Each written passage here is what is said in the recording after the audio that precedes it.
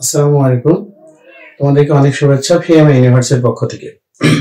আমরা এখানে একটা ম্যাথমেটিক্স লিখে রাখছি, নতুন ধরনের অঙ্ক।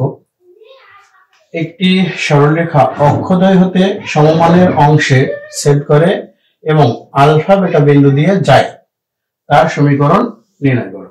তাহলে আমাদের এখানে বলছে একটা সরলরেখা যেটা এক্স অক্ষকে এবং ওয়াই অক্ষকে সমান অংশে ছেদ করছে। এটার ব্যাপারে আমাদের বলে দেওয়া নেই যে এক্স অক্ষকে ধনাত্মক দিকে না ঋণাত্মক দিকে, ওয়াই অক্ষকে ধনাত্মক দিকে না ঋণাত্মক দিকে, এসব বিষয়ে আমাদের কিছুই বলে না।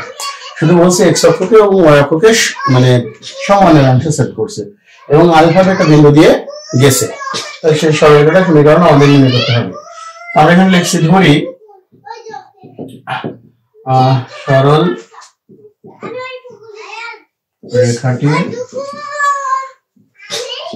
সমীকরণ x by a plus minus y by b equal plus minus y by a equal 1। আচ্ছা, আমরা এখানে দুইটা জিনিস খেয়াল করব।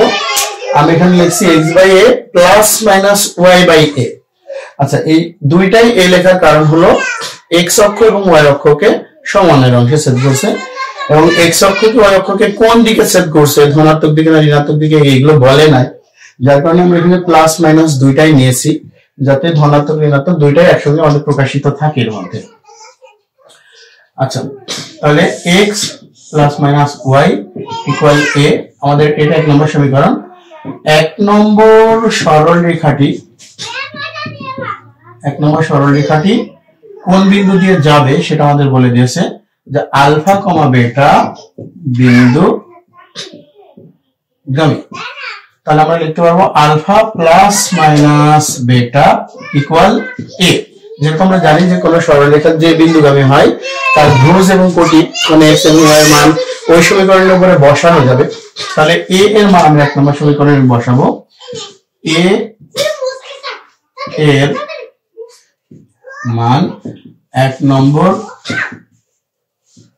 সমীকরণে বসিয়ে আমরা পাচ্ছি x প্লাস মাইনাস y সমান আলফা প্লাস মাইনাস বেটা।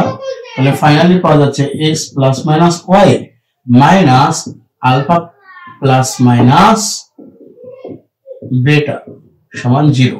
এটাই হলো আমাদের ওই নির্ণয় রেখাটার সমীকরণ।